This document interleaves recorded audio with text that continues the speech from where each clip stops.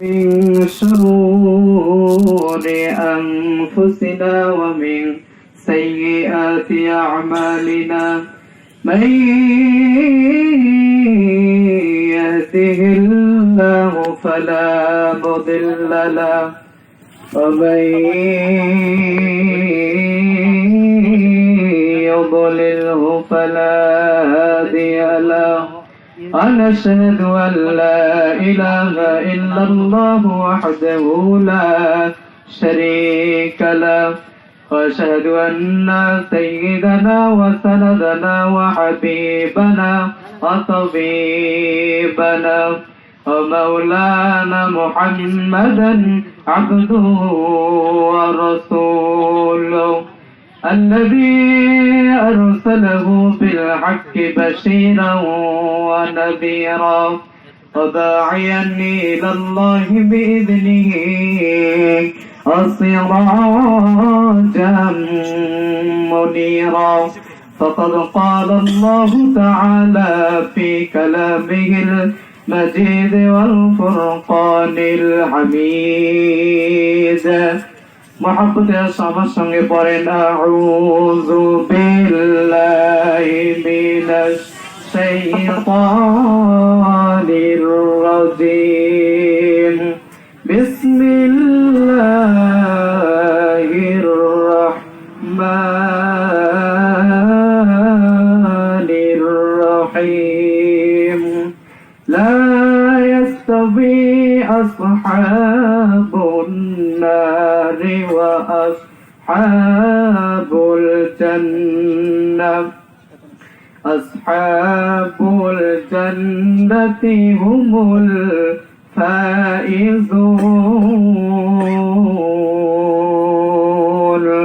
صدق الله العظيم قال رسول الله صلى الله عليه وسلم الدنيا سجن المؤمن وجنات الكافر رواه مسلم وقال تعالى في شأن حبيبي إن الله وملائكته يصلون على النبي يا أيها الذين آمنوا صلوا عليه وسلموا تسليما اللهم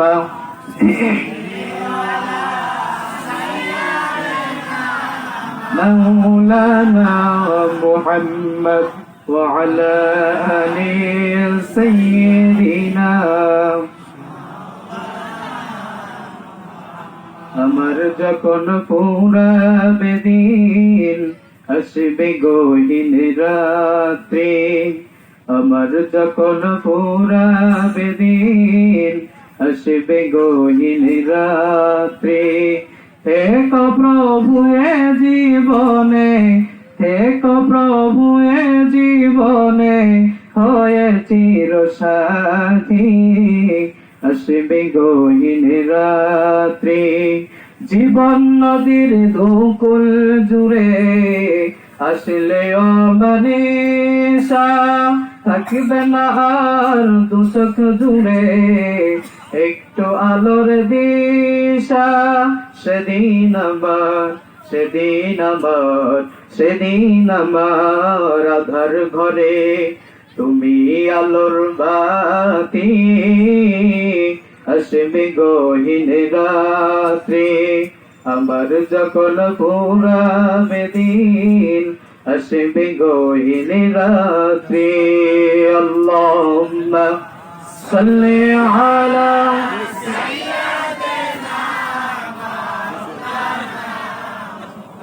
ওয়া আলা আলি সাইয়্যিদিনা শুধু ঘুষ আর অনাচার অন্যায় আর ব্যভিচার নারী ধর্ষণ মানুষ খুনে কাঁদিছে এই বিশ্বের জমিন বিদায় হতে চলেছে নবীজির রক্তে মাখা দিন কালেমা পড়েন লা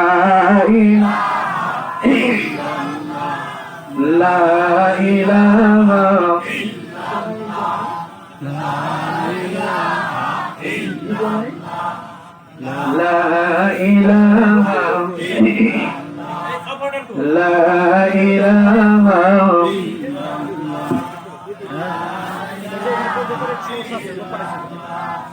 লা ইলাহা লা ইলাহা ইল্লাল্লাহ মুহাম্মাদুর রাসূলুল্লাহ আলহামদুলিল্লাহি রাব্বিল আলামিন ربنا ظلمنا أنفسنا وإن لم تغفر لنا وترحمنا لنكونن من الخاسرين رب العالمين هيا الله গাইবান্ধা জেলা ফুলছড়ি থানার অন্তর্গত রব্বুল আলামিন বুলবুলির চর মসজিদের উদ্যোগে আয়োজিত একদিন ব্যাপী তাফসীরুল কোরআন মাহফিলে আয় আল্লাহ আপনার কিছু গুনাহগার বান্দা নিয়ে আমি গুনাহগার হাত তুলেছি মাওলা রব্বুল আলামিন মাগরিব থেকে নিয়ে পর্যন্ত যা কিছু তেলাওয়াত করা হয়েছে মাওলা মেহেরবানি করে আপনি সহি করে কবুল করিয়ে নেন রব্বুল আলামিন এর সব হয় লক্ষ কোটি কোটি গুণ বাড়িয়ে দিয়া আপনার হাবিবের রওজাতুল মুবারকে হাদিয়ে পৌঁছিয়ে দেন রব্বুল আলামিন হে আল্লাহ আমার সঙ্গে আপনার অনেক বান্দা বান্দিরা হাত তুলেছে এখানে যারা এসেছে অনেকেরই বাবা দুনিয়া ছেড়ে কবরে চলে গেছে হে আল্লাহ অনেকেরই জনম দুঃখী মা দুনিয়া ছেড়ে কবরে চলে গেছে মাওলা রব্বুল আলামিন একটা শব্দ মা আর মনে হয় সারা দুনিয়ার মধু আপনি একটা শব্দের ভিতরে দান করে দিয়েছেন রব্বুল আলামিন শীতের মধ্যে ছোট্টবেলায় মা যখন পাশে নিয়ে ঘুমাইতো মাওলা ডান পাশে প্রসাব করে দিতাম বাম পাশে নিয়ে ঘুমাইতো বাম পাশে যখন প্রসাব করে দিতাম সারা রাত বুকের উপরে নিয়ে কেটে দিয়েছে মাওলা আজকে যাদের মা নাই এই মাহফিলে যারা এসেছে মাওলা আল্লাহ মা বেঁচে থাকতে মাহফিল শুনেছে এখান থেকে বাড়িতে চলে গেছে গিয়ে দেখে ছেলে ঘুমায় মেয়ে ঘুমায় স্ত্রী পর্যন্ত ঘুমায়া পড়ে আল্লাহ সন্তান বাড়িতে না পৌঁছা পর্যন্ত ওই জনম দোগিনী মা বিছানায় পেট লাগাই নাই গো মাওলা রব্বুল আলামিন মাওলা যাদের মাথা পড়ে বাবু মা হারা ইতিম যারা হাত তুলেছে মেহেরবানি করিয়া প্রত্যেকের আম্মার জিন্দেগির গুনাহগুলো মাফ করিয়ে দেন আল্লাহ কবরগুলো জান্নাতের বাগান বানিয়ে দেন আমাদের ভিতর থেকে যাদের মা বেঁচে আছে আপনি হায়াতে তয়্যিবা দান করিয়ে দেন রব্বুল আলামিন আমাদের ভিতর থেকে অনেকের আব্বা দুনিয়া ছেড়ে কবরে চলে গেছে মাওলা হে আল্লাহ আব্বা যদি বেঁচে থাকতো সঙ্গে করে নিয়ে মাহফিলে চলে আসতো বাবু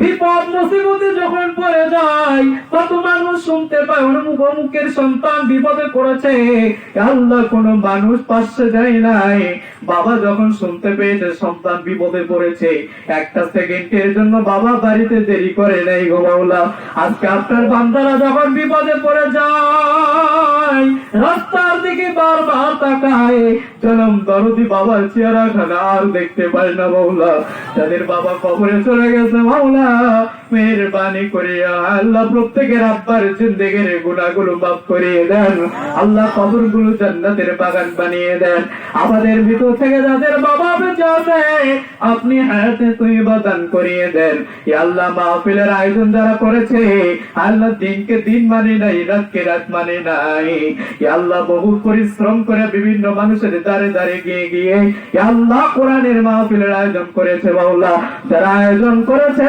কিয়ামতের ময়দানে ইয়া আল্লাহ কিয়ামতের ময়দানের জাযা আপনি দান করে দিয়েন এই মাহফিলের ওসিলা করে সবাইকে আপনি মাফ করে দিয়েন রব্বুল আলামিন যা কিছু চাইতে পারলাম আর যা কিছু চাইতে পারি নাই আপনার প্রত্যেক বান্দা বান্দির মনের নেক মাকসুদ পূর্ণ করে নিয়েন সুবহান রাব্বিকা রাব্বিল ইজ্জাতি আম্মা ইয়াসিফুন ওয়া সালামুন আলাল মুরসালিন আলহামদুলিল্লাহি রাব্বিল আলামিন ঐতিহ্যবাহী গাইবান্ধা জেলা ফুলছড়ি থানার অন্তর্গত বুলবুলির চর মসজিদের উদ্যোগে আয়োজিত একদিন ব্যাপী তাফসীরুল কোরআন মাহফিলের সম্মানিত সভাপতি, প্রধান অতিথি, বিশেষ অতিথি বৃন্দ, সামনে বসা দিনদার পরিচিতের মুত্তাকিন আল্লাহওয়ালা ভাইয়েরা, খাতিজার উত্তরসূরি, মায়েশার উত্তরসূরি, পর্দার আড়ালের মা এবং বোনেরা, সকলকেই নিয়ে আল্লাহ শুকরিয়া আদায় করি যে আল্লাহ পাক রব্বুল আলামিন আপনাদেরকে আমাকে বিভিন্ন খারাপ কাজ থেকে ফারেক করে আল্লাহর কোরআনের মাহফিলে এসে বসবার মতো তৌফিক ইনায়াত দান করেছেন।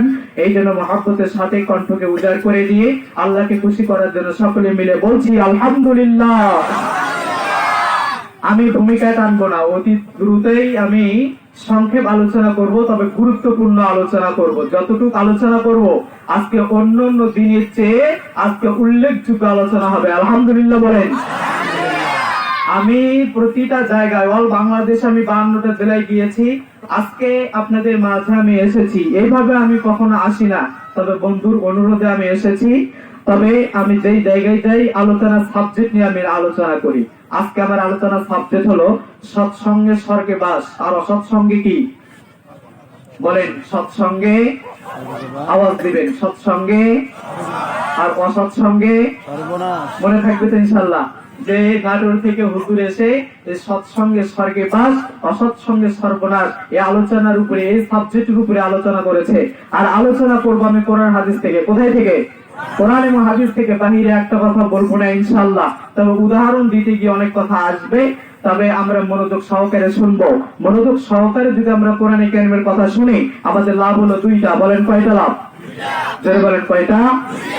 আল্লাহ পাক রব্বুল আলামিন বলেন, ওয়া ইযা কুরিয়াল কুরআনু ফাসতামিউ লাহু ওয়া আনসিতু লাআল্লাকুম তুরহামুন। আল্লাহু আকবার। ভাই আরেকবার জোরে বলেন। আল্লাহ পাক রব্বুল আলামিন বলেন, যখন তোমাদের মাঝে কোরআন তেলাওয়াত করা হয়, যখন তোমাদের মাঝে কোরআন থেকে দর্শ দেওয়া হয়, যখন কোরআন থেকে তোমাদের মাঝে শিক্ষা দেওয়া হয়, ওই সময় তোমরা কি করবে?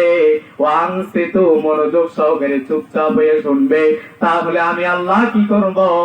লাআল্লাকুম তুরহামুন, আমি আল্লাহ পরিপূর্ণভাবে রহমত সেখানে নাযিল করব। জোরে বলেন সুবহানাল্লাহ।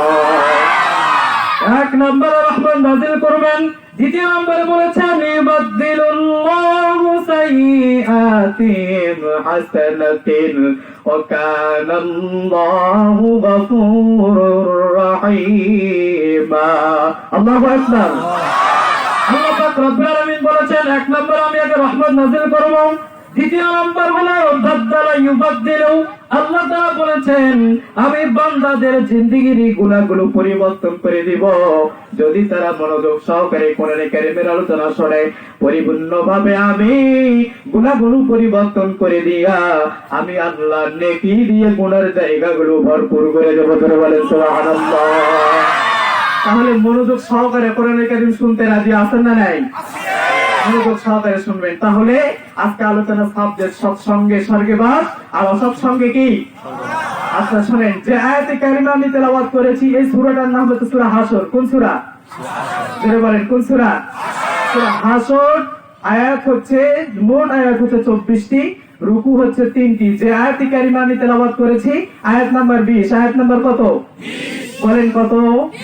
আয়াত নাম্বার 20। তাহলে এই আয়াত সম্পর্কে আমি আপনাদের সামনে আলোচনা করব, ধারাবাহিক ভাবে কোরআন ও হাদিস থেকে আলোচনা করব। আপত্তি আছে আপনাদের? কথা বলেন, আপত্তি আছে? তার আগে আমি একটা আপনাদেরকে উদাহরণ দেব। এই উদাহরণটা হলো গুরুত্বপূর্ণ উদাহরণ। যদি আপনারা মনোযোগ সহকারে শুনেন, আমার আলোচনার ভিতরে শিক্ষা আছে, আমার আলোচনার ভিতরে শিক্ষা আছে এবং শিক্ষা নিয়ে বাড়িতে যাবেন আজকে ইনশাআল্লাহ। মনোযোগ সহকারে শুনবেন। একটা উদাহরণ দেব, এই উদাহরণটা কোথায় গিয়ে কাজে লাগবে, কিভাবে কাজে লাগবে আপনারা পরে আলোচনার ভিতরে বুঝতে পারবেন। একদিন একটা ব্যাঙ রাস্তা দিয়ে চলাফেরা করতেছে। কে চলাফেরা করতেছে? যাইতে যাইতে চিন্তা করলেন আমার একটা বন্ধুর প্রয়োজন। কিসের প্রয়োজন? হঠাৎ করে দেখা হলো ইঁদুরের। কার দেখা হলো? ইঁদুরক বললেন, বন্ধু আমি তোমার সঙ্গে দোস্ত করতে চাই, বন্ধুত্ব করতে চাই। তখন বন্ধু বলছে, ইঁদুর বলছে, তুমি তো লাফে লাফে ঘোরো, আমি তো দৌড়িয়ে দৌড়িয়ে ঘুরি, তোমার সাথে বন্ধুত্ব করলে তোমার জান থাকবে না। তখন বলছে, দোস্ত তুমি মানুষের জমিনে ঢুকে তুমি ফসল কাটো, ভুট্টা কাটো, ধান কাটো, নানান রকমের ফসল কেটে নিয়ে তুমি গর্তের ভিতরে ঢোকো। মানুষ যখন জমিনে যায়, যাওয়ার পরে যখন গর্ত দেখতে পায়, তখন পানি ঢালা শুরু করে। খাইতে খাইতে যখন খাইতে পারেন না, লাফ দিয়ে বের হন, আপনাকে ধরে একবারে সাইজ করে দেয়। অতএব আপনি যদি আমার সঙ্গে বন্ধুত্ব করেন, আপনাকে আমি লাফানো শিখাবো। কি শিখাবো বলেন? কি শিখাবো? লাফানো শিখাবো। লাফানো শিখালে কি হবে? আপনি লাফ দিয়ে বের হয়ে মানুষের উপর দিয়ে চলে যেতে পারবেন, আপনাকে কেউ ধরতে পারবে না। এখন আপনারা বলেন, বুদ্ধি ভালো না খারাপ? কথা বলেন, ভালো না খারাপ? ভালো। এই বন্ধুত্ব করলো, ব্যাং বললো বন্ধুত্ব যদি করতে চাও, ইঁদুর তখন রাজি হয়ে গেল। ব্যাং এবার বলল, তুমি যদি আমার সঙ্গে বন্ধুত্ব করতে চাও, তাহলে তোমার পায়ের সঙ্গে আমার পা বাঁধন দাও। শক্ত করে বাঁধন দেওয়া হলো। এরপরে ব্যাং লাফালাফি শুরু করে দিল। লাফাইতে লাফাইতে পুকুরের কিনারায় চলে গিয়েছে। কার কিনারায়? পুকুর। পুকুর চেনেন তো আপনারা? আপনারা তাকে পুষ্করণী বলেন, চেনেন তো? পুকুরের কিনারায় গিয়েছে। পুকুরের কিনারায় গিয়ে ব্যাং বললেন, দোস্ত, এতক্ষণ যা খেলাধুলা করলাম এটা সাধারণ খেলা, এখন যে শুরু করবো এটা হলো ফাইনাল খেলা। কি খেলা? কথা বলেন, কি খেলা? ব্যাং বললেন, ফাইনাল খেলা শুরু করো। ব্যাং এবার ইঁদুর বললেন, ফাইনাল খেলা শুরু করো। ব্যাং লাফ দিয়ে পানির ভিতরে নামলো। ব্যাং পানির ভিতর দিয়ে সাঁতরায়। এরপরে ইঁদুর পানি খায়। খাইতে খাইতে যখন ওয়েট বেড়ে গেছে, ইঁদুরের ওয়েট যখন বেড়ে গেছে, ব্যাঙের শরীরে অস্থিরতা শুরু হয়ে গিয়েছে। ওই ব্যাঙ আস্তে আস্তে নদীর ওই পুকুরের কিনারায় চাপা শুরু করে দিয়েছে। যখন পুকুরের কিনারায় চাপা শুরু করে দিয়েছে, ওই সময় পুকুর থেকে নজর পড়েছে হলো চিলের। কার নজর পড়ছে? চিলের নজর পড়ছে। চিল দেখলো এটা কি করে, চিল সো দিয়ে গাছের ডালে নিয়ে গেল। নিয়ে যাওয়ার পর এই চিল ব্যাঙ খাইলো, ইঁদুরও খাইলো। ব্যাঙের মাথায় ষড়যন্ত্র ছিল, ইঁদুর মারবে তাই। ইঁদুর শুধু একা যায় নাই, ব্যাঙকেও সাথে দেওয়া লাগছে। কথা ঠিক না ঠিক বলেন? এখন মূল আলোচনা আসেন। যে আয়াতে কারিমা আমি তেলাওয়াত করেছি, আয়াত নাম্বার 20 সূরা হাসর। আল্লাহ পাক রব্বুল আলামিন বলেন, লা ইয়াস্তাবি আসহাবুন নারি ওয়া আসহাবুল জান্নাহ। আল্লাহ পাক বলেন, অতি সমান নয় জাহান্নামে যারা যাবে আর জান্নাতে যারা যাবে, এরা কখনো সমান নয়। এরা কখনো কি নয়? জোরে বলেন, কি নয়? সমান নয়। আল্লাহ পাক বলেন, ওয়া আসহাবুল জান্নাতি হুমুল ফাইজুন। আল্লাহ তাআলা বলেন, যারা জান্নাতে যাবে এরাই হচ্ছে সফলগামী। সুবহানাল্লাহ বলেন। তাহলে প্রথমে বলছেন জাহান্নামের কথা। কিসের কথা বলছেন? তারপরে বলছেন জান্নাতের কথা। কিসের কথা বলছেন? তাহলে আমি মূল আলোচনা চলে যাব। এখন জাহান্নাম কয়টা এবং কি কি, কোন কাজ করার কারণে কে কে কোন দরজা দিয়ে কোন জাহান্নামে প্রবেশ করবে, এই সম্পর্কে আলোচনা কোরআন হাদিস থেকে শুনবো। আবার আপনাদের কাছে আমি প্রশ্ন করতে চাই, বলেন তো জান্নাত কয়টা? জোরে বলবেন, সবাই বলবেন, জান্নাত কয়টা, জাহান্নাম কয়টা? আজকে পরিষ্কার ভাবে কোরআন ও হাদিস থেকে জেনে যান জাহান্নাম কয়টা, জান্নাত কয়টা। পরিষ্কার ভাবে কোরআন ও হাদিস থেকে যদি জানি, আমাদের আপত্তি আছে? কথা বলেন, আছে? নেই। আল্লাহ পাক বলেন, সাবাআতুম মিন আবওয়াবি, জান্নাতও একটা জাহান্নামও একটা, কিন্তু জাহান্নামের দরজা হলো 7টা, জান্নাতের দরজা হলো 8টা। চিৎকার মেরে বলেন আল্লাহু আকবার। এখানে মসজিদ আছে, অনেকেরই স্কুল প্রতিষ্ঠান আছে, স্কুল কিন্তু একটা থাকে, দরজা কিন্তু অনেকগুলো থাকে, থাকে না? থাকে। তাহলে জান্নাতও একটা, জাহান্নামও একটা, কিন্তু জাহান্নামের দরজা হলো 7টা, জান্নাতের দরজা হলো 8টা। বুঝতে পেরেছেন তো?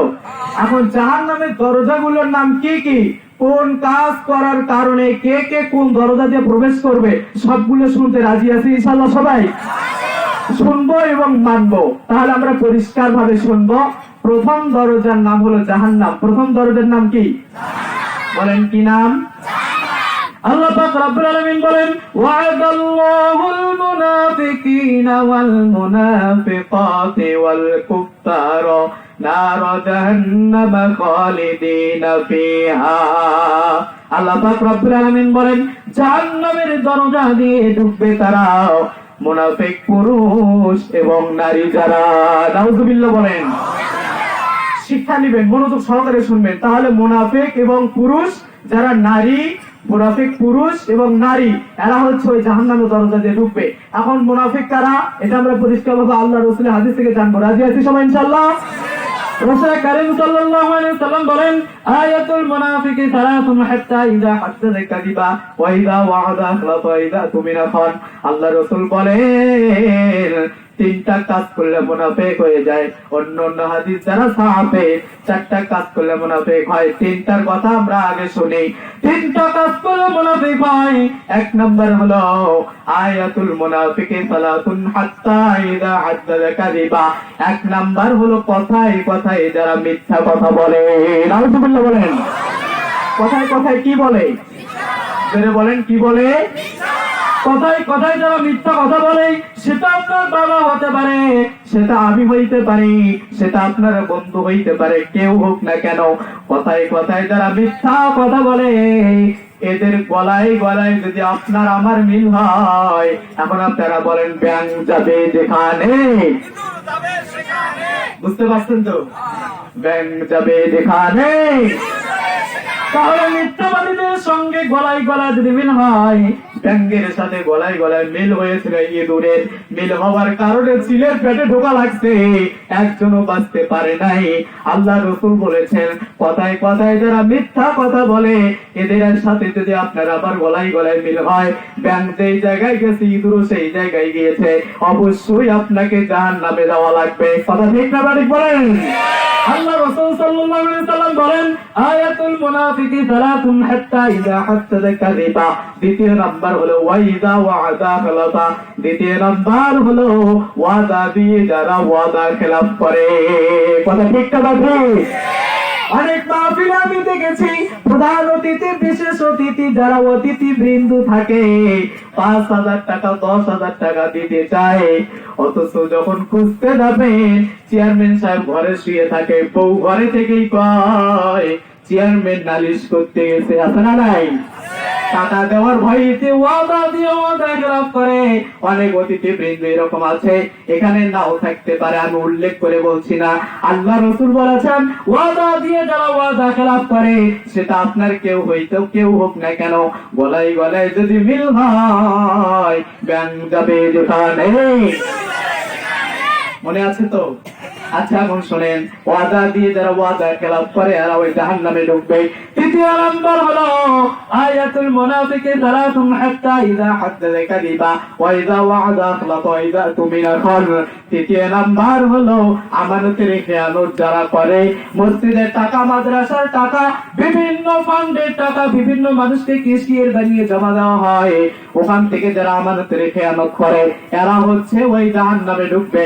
এখন আমানতের খেয়ানতকারীদের সাথে যদি আপনার আমার গলায় গলায় মিল হয়, আল্লাহর বান্দারা এখন বলেন ব্যাং যাবে যেখানে। এই পর্যন্ত আলোচনা। এখন শোনেন, এখন চতুর্থ নাম্বার হলো অন্যান্য হাদিস যারা সাহাবে গালাগালি যারা বেশি পারে এরা হচ্ছে মুনাফিক। আমাদের নাটোরের দিকে মা বোনেরা অনেক গালিগালাজ স্বামীদেরকে পারে। আপনাদের পুরো ফুলছড়ি ছাড়াই আছে?